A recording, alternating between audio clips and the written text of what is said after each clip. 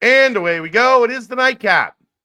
Brought to you by Hail Mary Sports Bar right here on BearcatJournal.com.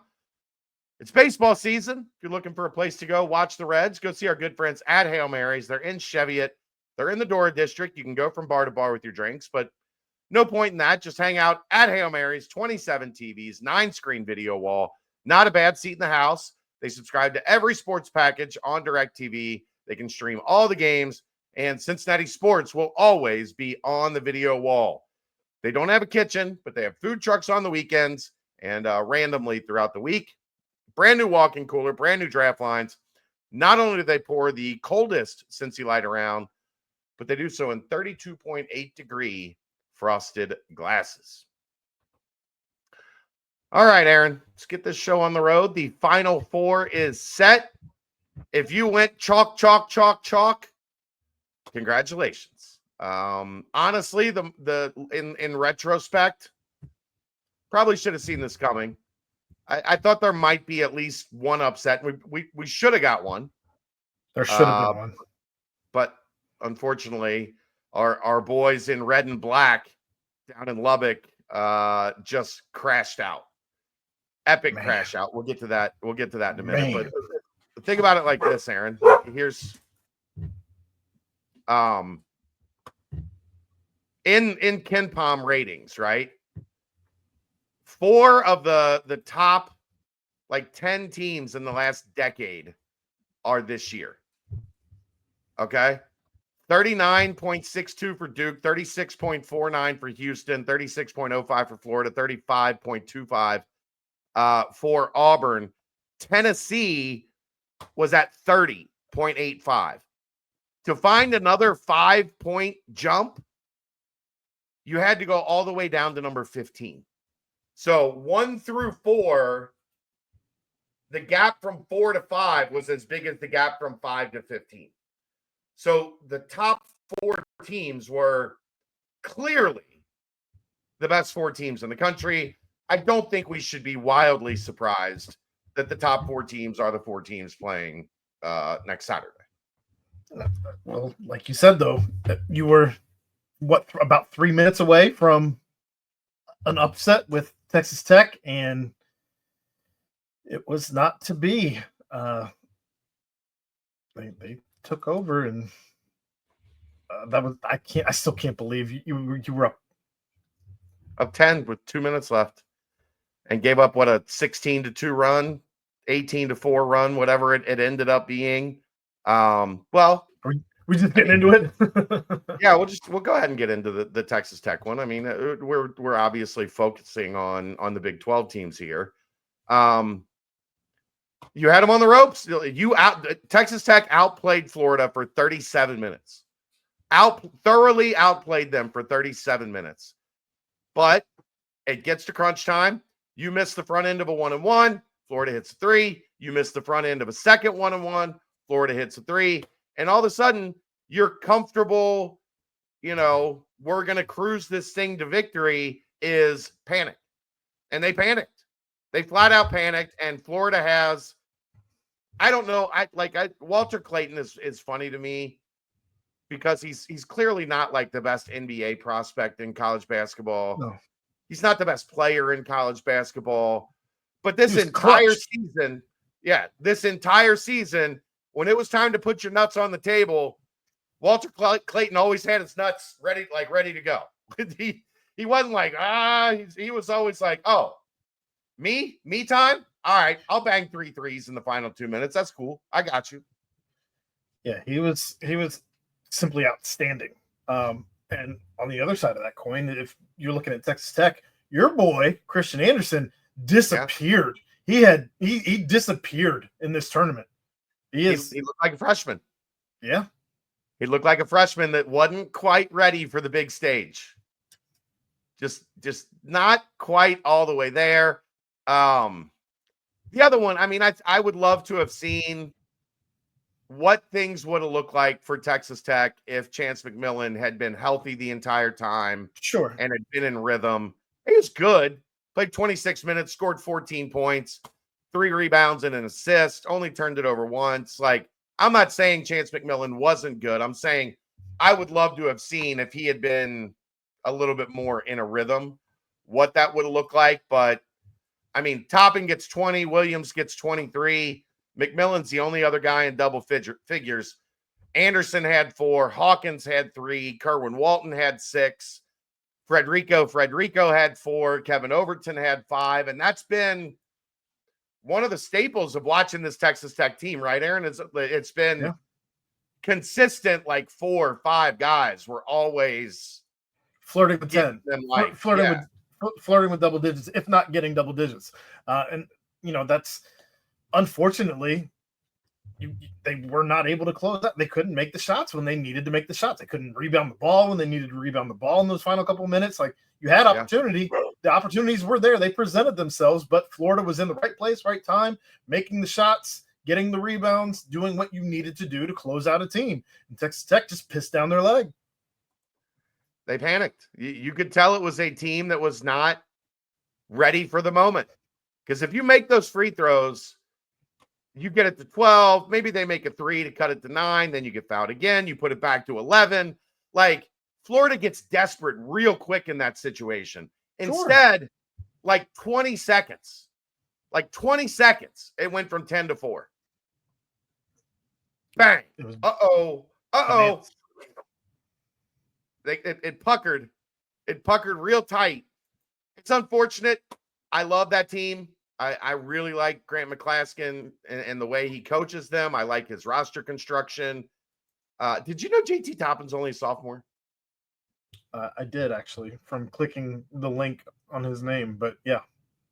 I mean, it feels like he was at New Mexico a couple years.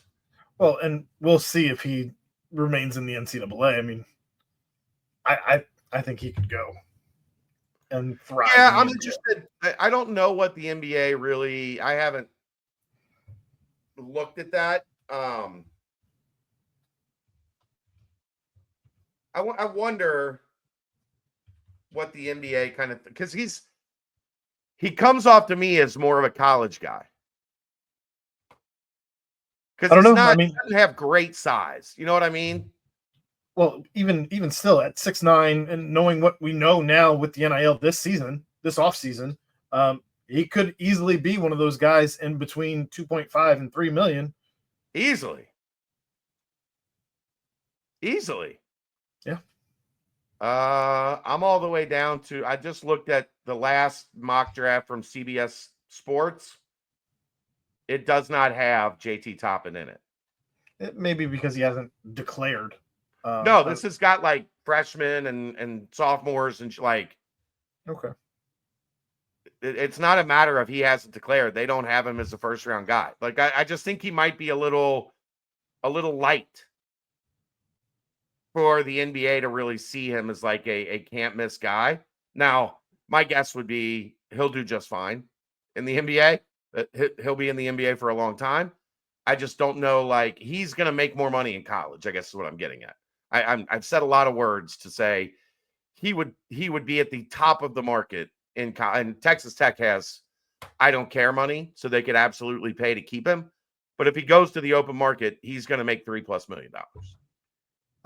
This guy, Kevin O'Connor, writing for Yahoo, says his comparisons would be Jared Vanderbilt or PJ Tucker. And those don't scream incredible. Those are two guys that have made a shit ton of money in the NBA. Glue guys. They've never been like a major like impact guy. Those are glue guys. I mean, it stinks because I did love watching that team. I would love to have watched them try to win in the forest of number 1 seeds if they had taken down Florida. But look, you got to give Walter Clayton Jr. his props. Here's what I don't understand, Aaron. How is that kid not at St. John's? I can't answer that for you. He played at Iona with Rick Pitino. Rick Pitino didn't take him to St. John's. He let him get away and go to Florida. Like, that's wild to me that a guy with the eye for talent that Pitino has didn't like throw him in the trunk on the drive from Iona to St. John's. It's not always that easy either. I mean, sometimes there's extenuating circumstances with family, with NIL dollars, with teammates, with with the coach. There's plenty of other things that may or may not have been. Who knows? He was Patino's best player at Iona, or right up there with his best player at Iona. I'm surprised he didn't end up at St. John's. It's not an indictment on Patino, but I just think that would be logical, but didn't happen. The other game last night, kind of a dud. I thought it was going to be a great game, but the old adage of like, anytime a team makes 25 threes in a game, like Alabama did on Thursday night, chances are that's going to it's going to come back down to earth a little bit. It came crashing down. Yeah, they got heat checked real bad. They go from making 50% to 8 of 32. They fell in love with the three, and it burned them. I mean, they took 51 of them to Thursday night. So 38, not bad. They didn't take that many. They're 32. They didn't take that many. It was a limited number of threes. You got to give Duke credit. I do think their defense was solid. They did a good job running Alabama off the line, keeping them from getting in those stretches where, they hit a 9-0, 12-0 run just because they hit 4 threes. But the biggest problem was with Alabama, what we always knew the problem was, they couldn't stop Duke. So if you're a team that can't sit down and guard, you're not going to beat Duke. Like, you're not going to beat Duke. Well, and I know I hate Duke. I don't make that a secret, but they only shot 6 of 13 from the 3-point line. My kind of game. They just downhill. I mean, Lob City, Aaron. They were throwing lobs to Maluk. Whoop, whoop. Of course, when you got a 7'2" alien with long arms and actual coordination going up and grabbing them, makes it a little bit different. But they beat that ass. I think we changed to Netflix with about 5 minutes to go in that one. Like, this one's done, son. So Duke moving on, Florida moving on.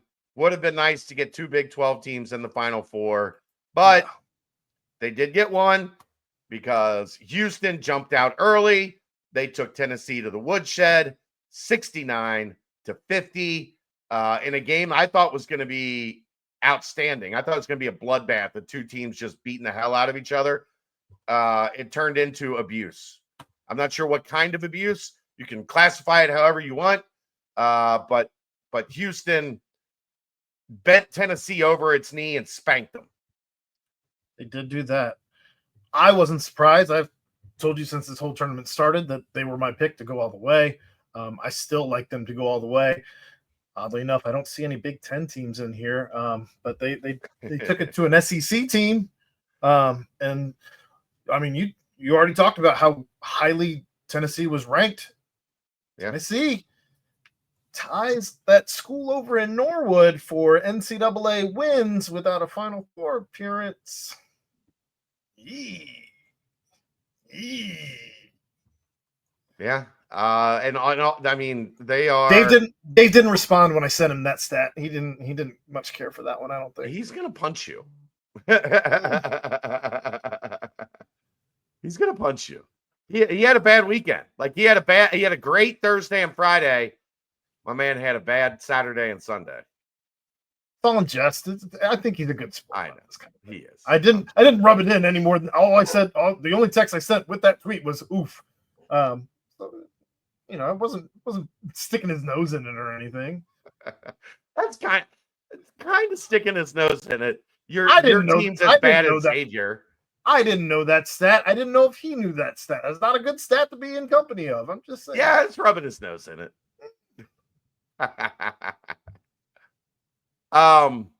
But Houston, they played with their food a little bit in the middle of the second half and let it get back to like 10, and then they hit the gas and pushed it back out to 19. Just an incredible team effort, and a lot of it, Aaron, especially in the first half, Jawan Roberts was on the bench with 2 fouls. Only played 16 minutes in this one. That's crazy. Yeah. Much needed rest for that guy. He's like 42, so. But not a big statistical day. Cryer had 17, Sharp had 16. Nobody else in double digits. Tugler was 6. He had 9 rebounds. Roberts with 9. He only had 2 rebounds, which is crazy. Because they still, dominated on the glass. Archino, who had a really good game, had 8. Francis had 4. Like, doesn't jump off the page at you with some of the stats that we've been looking at through this tournament with teams scoring 80, 90, and 100 points. But Houston just says we're gonna have more points on you, more points than you when the clock hits 0, and that's all we care about. Yeah, I mean, we didn't get a chance, I don't think, to talk about that inbounds pass that they had on Friday night. So, go ahead. I was just going to say, first off, that's one of the most amazing inbounds plays that I've seen, and I watched a breakdown of Purdue and how many times that they've leaked out throughout the season. That's what I was going to say, and it was on tape. And the fact that in that specific situation, somebody had broke down enough tape to know that they leaked out in that specific situation often was crazy to me. They took advantage, and it was a fantastic way to win a game. So the nerdy basketball term is Xing out. They X'd out of that, which is when the guy starts guarding the ball, but then as soon as he sees somewhere that needs help, he goes and helps. And they read it perfectly. I thought personally, Trey Kaufman-Renn, who was guarding Roberts, I think it was Roberts that caught the inbounds pass. He should have been, if Smith X's out on that, you got to deny the inbounds pass. And he was standing like 5 feet from Roberts and just left open a clean path. If you're denying the guy that caught the pass, you blow that up. And they're going to have to lob it into somebody and create something with 2.5 seconds. I thought that was where the breakdown was Kaufman-Renn kind of getting caught in that no man's land of like, do I want to stay in the passing lane so the ball didn't go over his head to Cryer? Yeah. Or do I stay on Roberts and deny him the basketball?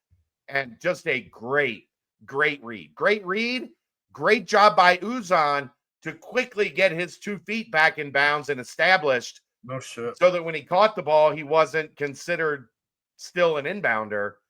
Right. Outstanding. I know after that play though, I knew there was no way they were losing today. Yeah, no shot.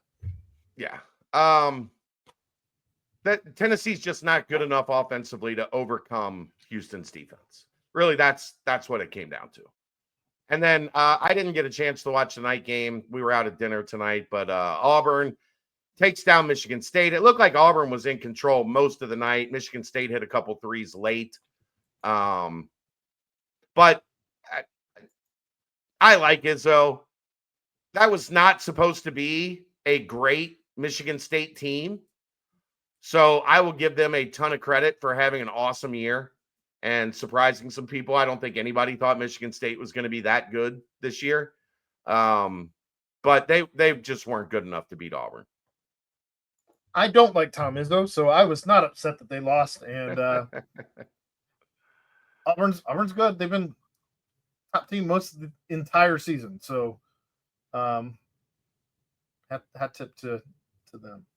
Yeah, Jonai Broome, 25 and 14. That'll get the job done in a Elite Eight to get your team to the national championship game. So there you go. All 4 number ones.